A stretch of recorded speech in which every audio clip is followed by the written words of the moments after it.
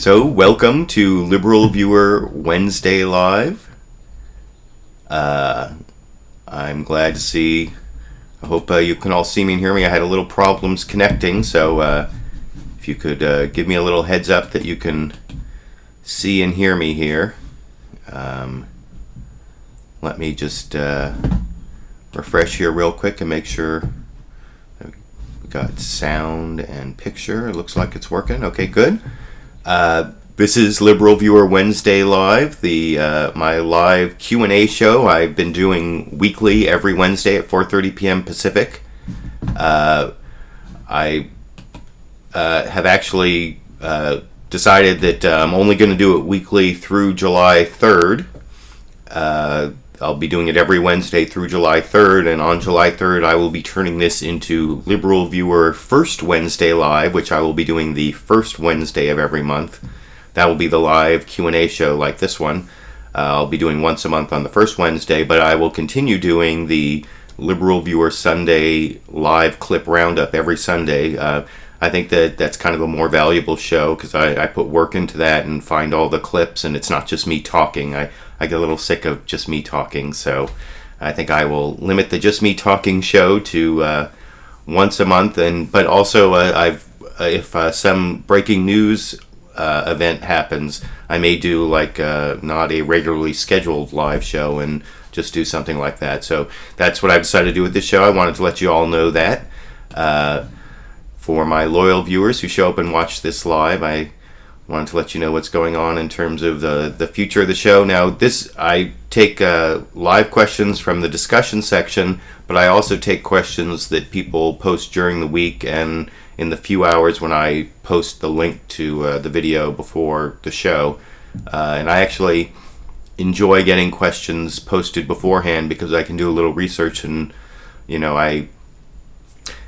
despite what some people may think, I don't actually know everything off the top of my head, so it's nice to have a little warning, especially for issues that are more complex. And I have a couple complex legal issues or slightly more complex legal issues that people asked me about this month.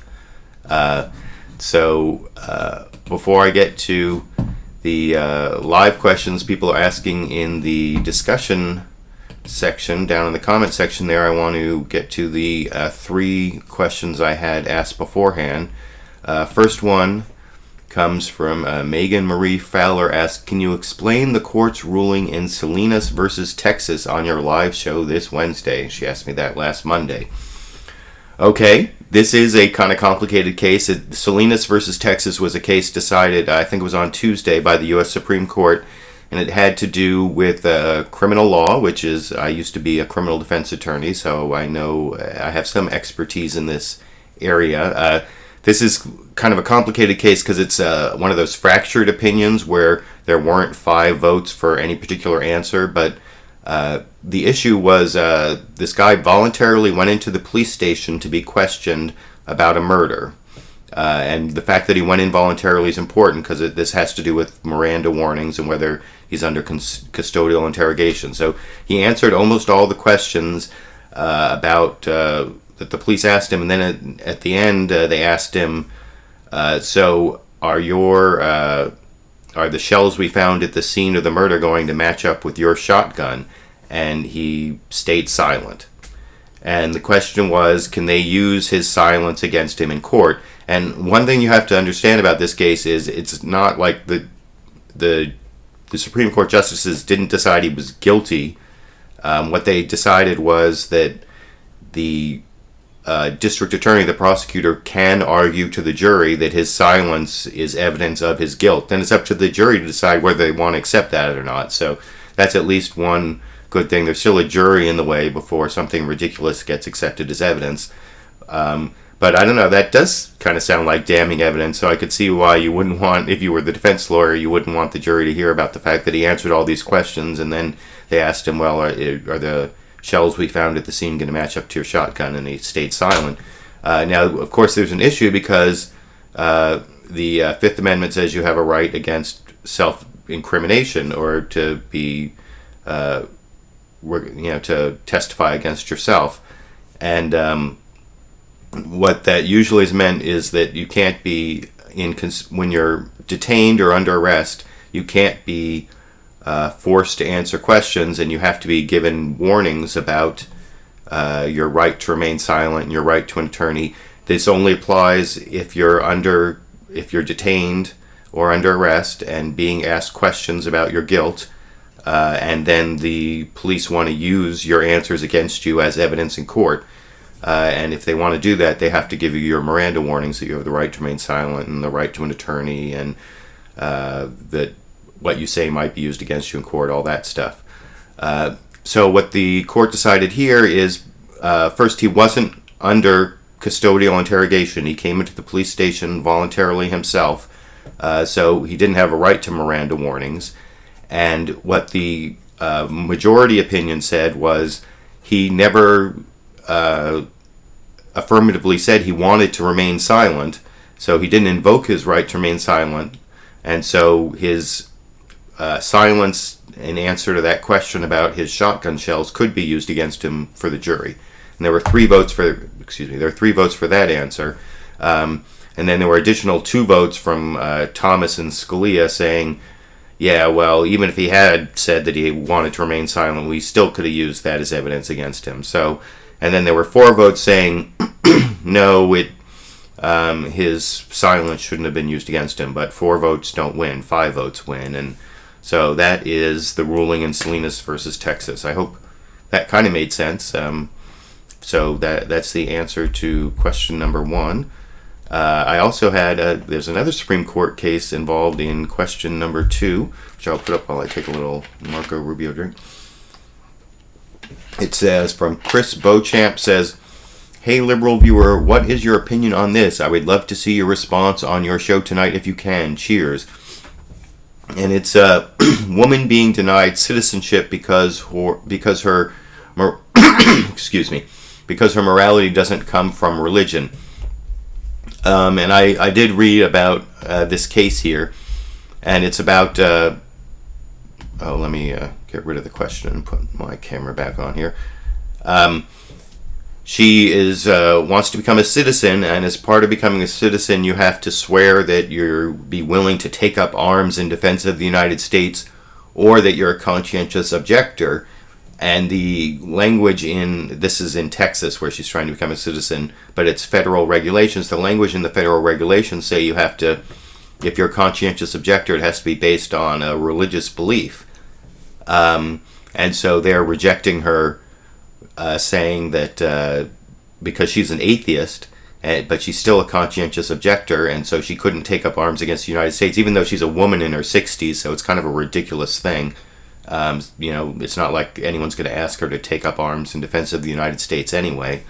But because this regulation says it has to be based on a religious belief, they're rejecting her as an atheist from being a conscientious objector, because she honestly answered the question and said she couldn't take up arms in support of the United States because of her conscientious objector status. She doesn't believe in war or whatever.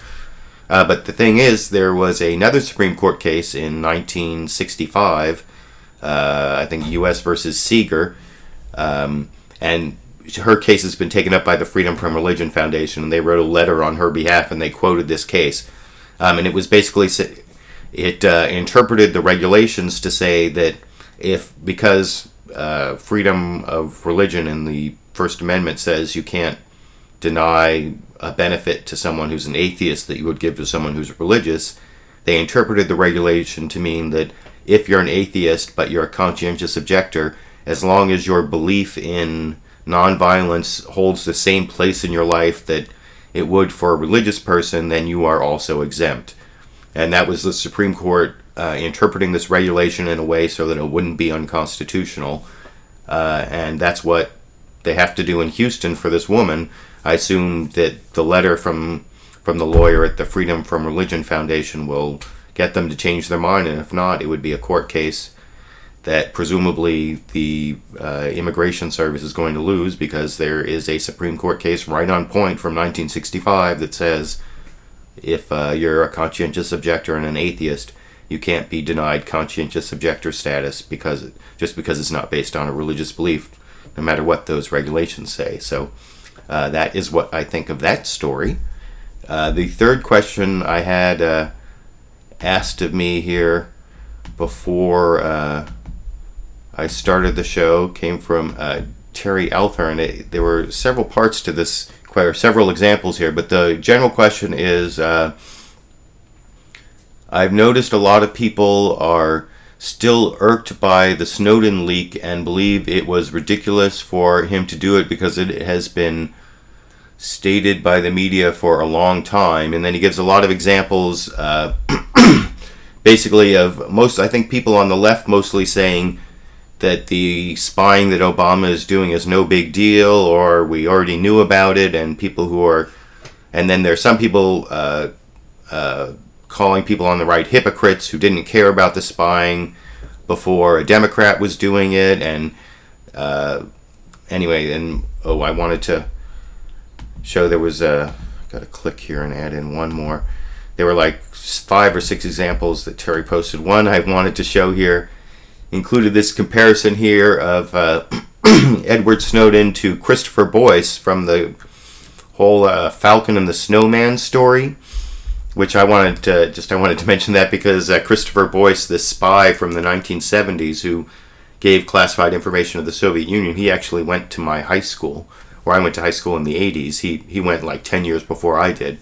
But at Palos Verdes High School, if you read the book The Falcon and the Snowman, they actually talk about that. And it's funny because when I saw Edward Snowden, one of the first people I thought of was Christopher Boyce, because Christopher Boyce, who gave this information to the Soviets and was like a private contractor for some defense contractor in the Los Angeles area. Excuse me. Sorry, I had a little cough there. Christopher Boyce was also politically motivated. He was disillusioned with the American government. I don't remember exactly all of his reasons why he was disillusioned, but I think it had to do with the over-militarization of American foreign policy, but I actually don't remember the specifics of that. But then he also ended up being motivated by money, and he was working with his friend, who, if you saw the movie, it was Timothy Hutton was Christopher Boyce, and his friend Dalton Lee was played by Sean Penn, who was like a drug dealer who like took his secrets down to Mexico and gave it to the Soviet consulate or Soviet embassy there. And I read through a bunch of these examples of people on the left now saying that the NSA spying thing isn't that big a deal, and that people are overreacting to it. And to a small extent, I do agree with some of those people, and I've said that in previous live events here, and I think that's actually going to be my next video, where I've criticized the Amazing Atheist for making that video, Impeach Obama, and I may actually, my next video may actually be titled Impeach Obama for NSA Spying, ? Because what I don't agree with some of the people that Terry Alther cited there, who say that there's nothing wrong with the NSA spying, that I don't agree with. If you go back through my videos, I have like a 2007 video talking about NSA spying, and a 2008 video talking about Obama voting for the Patriot Act and the FISA Amendments Act, which authorize the two kinds of spying programs that were disclosed by Edward Snowden. And so there was a lot of information about these programs, especially the PRISM one, the international calls. That wasn't really much of a surprise at all. But if you look at my videos, I said it was unconstitutional back then. But those people who blame Obama for it, and the whole impeach Obama idea, I mean, it's ridiculous for a variety of reasons, but one of which is that it's a congressional power and Congress voted for the laws that Obama is implementing.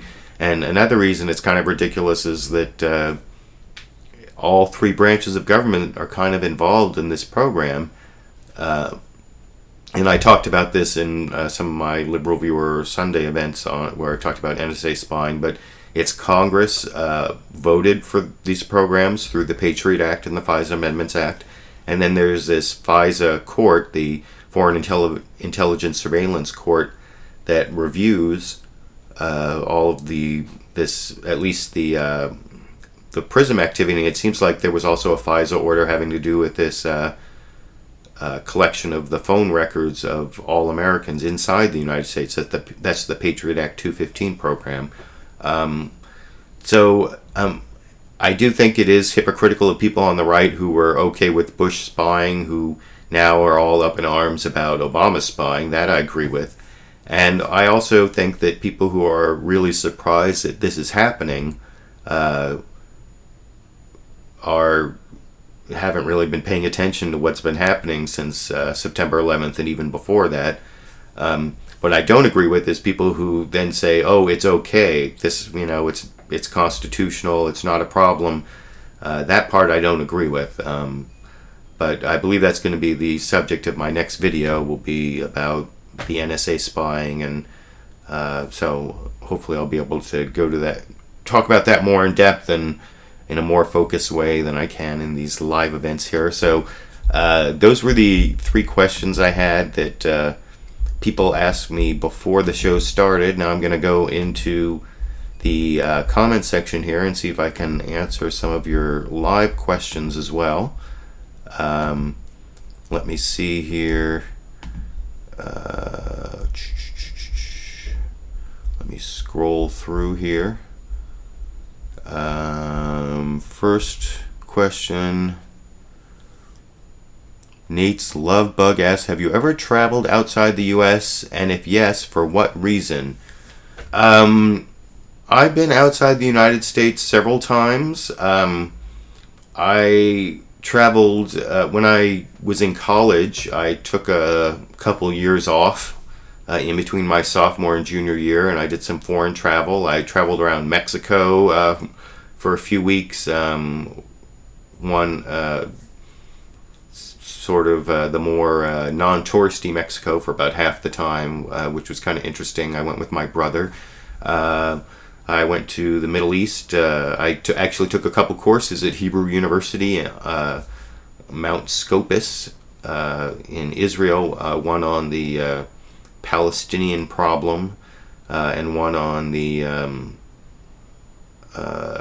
whether it was called Nationalism, Judaism, and Democracy, whether the state of Israel can remain a democracy, can remain a Jewish state, and also remain a democratic state. Right, a Jewish state, democratic state, and a democracy. So, no, I said that twice. But anyway, that was a long time ago. That was like in the 80s, and it was right before the first Intifada. And I spent a lot of time, I stayed in the dorms at Hebrew University with several of the people who I got to know were Palestinians.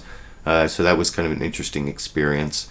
And I actually kind of dropped out of college in my sophomore year, and I had to take courses in order to get back in and finish up college. I think I went to college too quickly after I graduated high school, but I did eventually get my diploma. You can see, here's my t-shirt here. You can see I get to wear the Yale t-shirt here because I got my Yale diploma eventually, so that's why I went and traveled at that time. I also I've traveled to Europe a couple times, basically just for pleasure.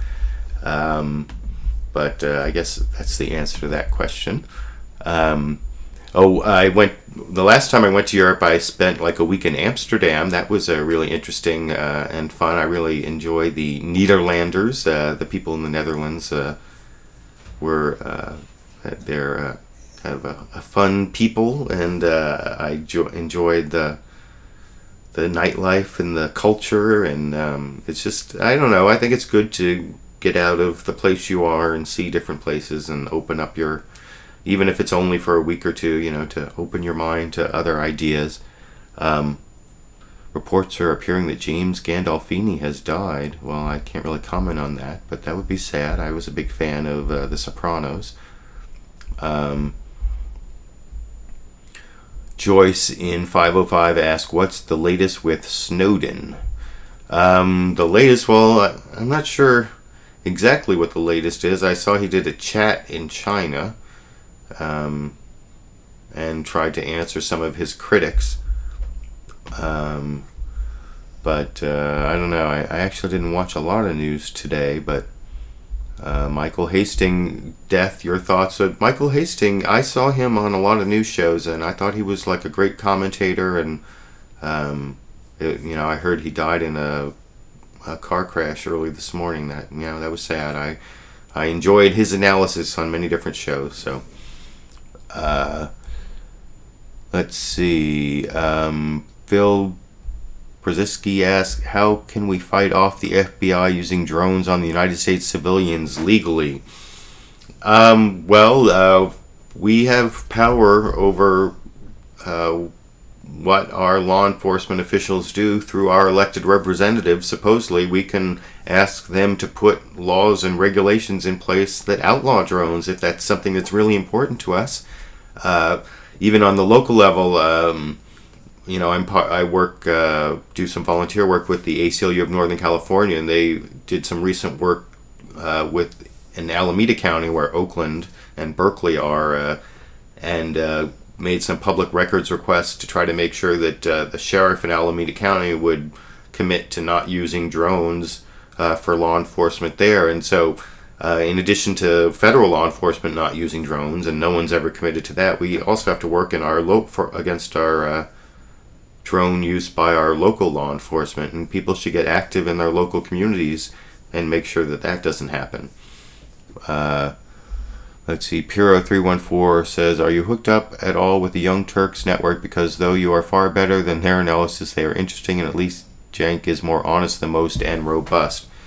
I've had a little interaction with them on YouTube. I almost had like a panel discussion with Cenk at VidCon last year. I was going to do it with Cenk and Lee Doran, and at the last minute, because I didn't get a confirmation of it in time, and then I planned this other vacation, and it conflicted with my wife's birthday, which, that is more important than VidCon, so I didn't end up getting to do it, but I would like to interact with Cenk Uygur and the Young Turks. Like I said, I've had some online interaction just with our videos and stuff, but I don't know. I'm not sure where my YouTube channel is going long term, but I'm always interested in trying to find ways to leverage it into meeting up with people who've had success like the Young Turks have. That I think, didn't they recently just get to like 1 billion views or something on YouTube? Some like huge number. I'm like just getting up. I'm almost up to 100,000 subscribers, and I think I'm at like 46 million views of my videos. But my channel has actually been decreasing over the last couple years in terms of viewers, mostly because of changes in the format of YouTube and the YouTube front page and the way they send traffic to news channels and to people who get like a lot of thumbs up or used to be 5 stars or whatever. They used to get a lot more traffic to channels like mine, and now they don't. So, I mean, it's not like I can complain. In a way, I should just be grateful for the years that I did get a lot of traffic from YouTube, but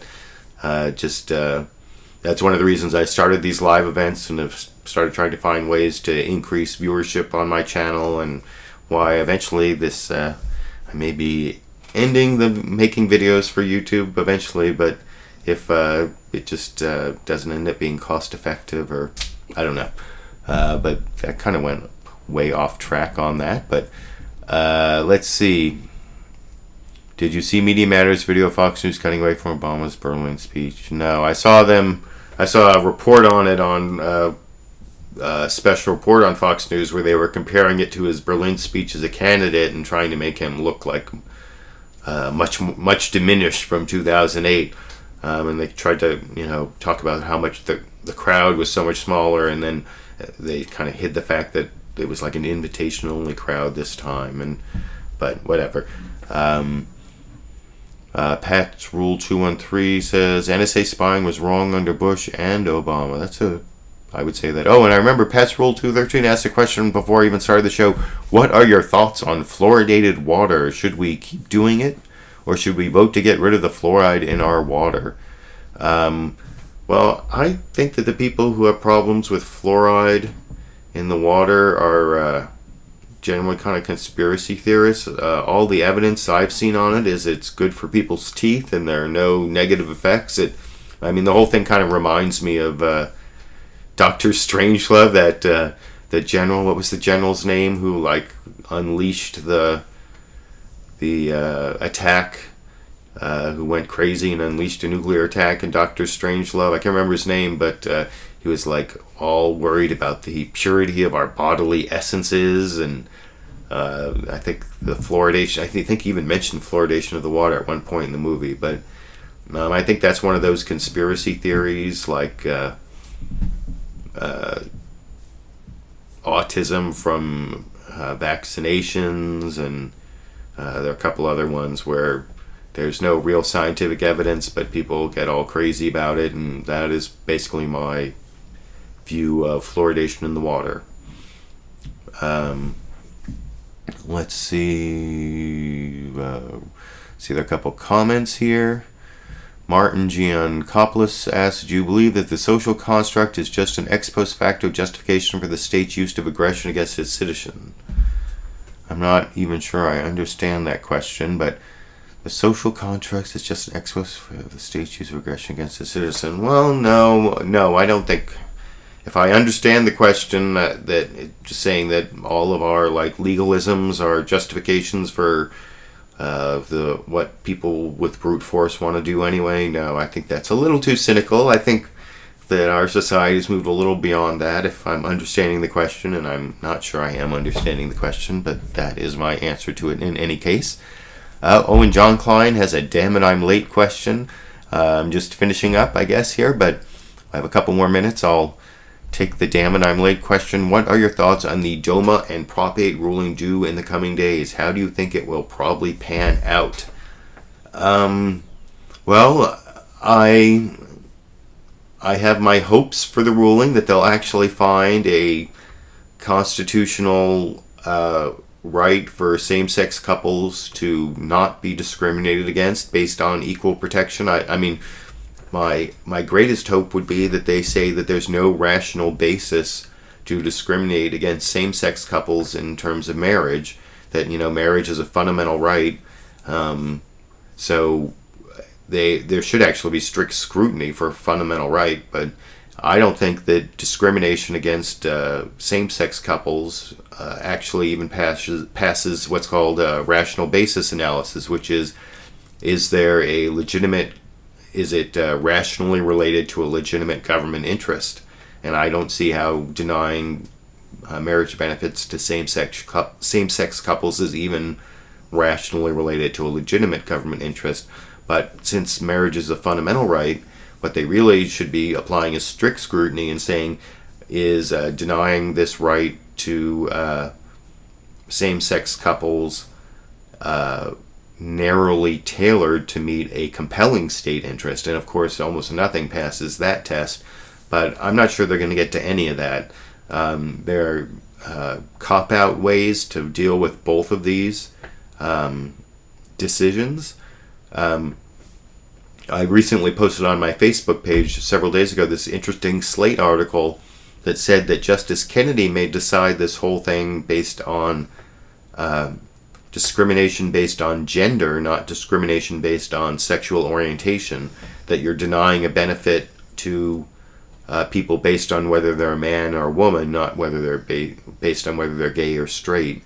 And that would be kind of a weird, interesting way to deal with the whole thing. But one thing to remember here is that the justices who voted to take this case were the conservative justices who don't believe in marriage equality.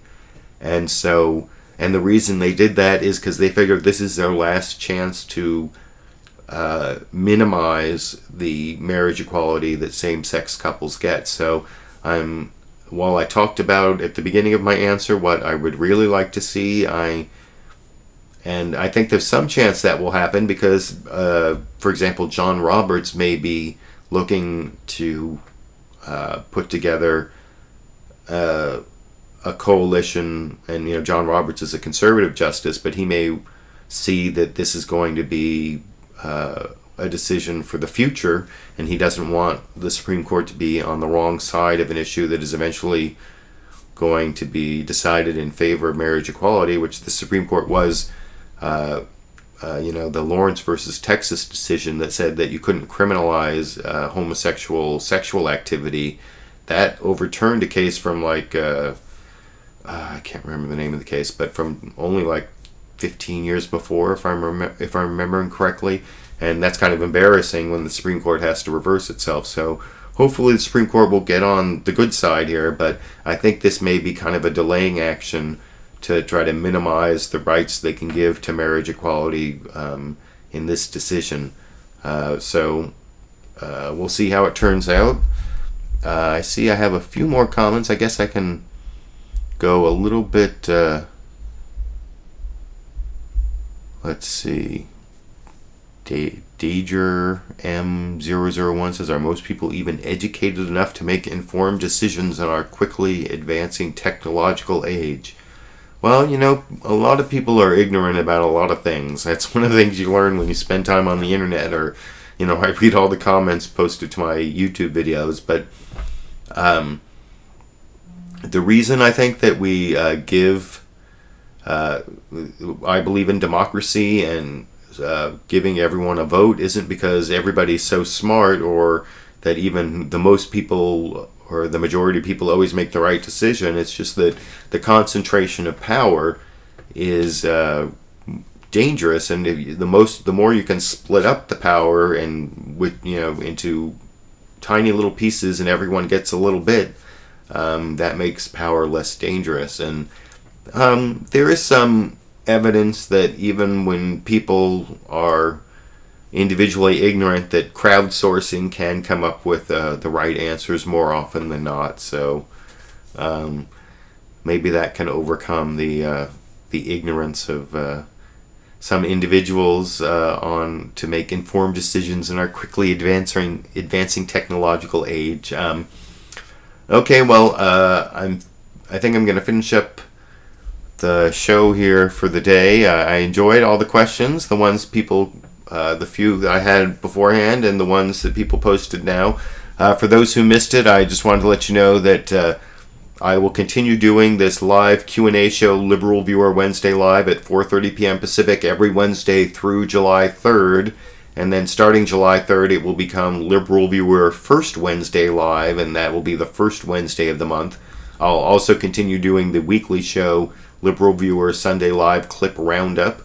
That's at 6:30 p.m. on Sundays, and I'll keep doing that every Sunday just because I think I can give more value when I pick out all the clips and give you my commentary on them, more than just me talking for 30 minutes straight, which I get a little tired of, to tell you the truth. I don't know, I think some people enjoy it, but it gets me getting a little tired at the sound of my own voice. But thank you for joining me. I hope you enjoyed it all, and I hope to be making this video. I'll be posting an announcement soon. I think it's going to be called Impeach Obama for NSA Spying ? I'll be using clips of The Amazing Atheist and some Fox News clips, and I think even the new John Oliver hosting The Daily Show may be in there. So look forward to that, and thanks for joining me. I hope you were educated somewhat by my answers, especially on the legal issues, and enjoy the rest of your week, and see you around on the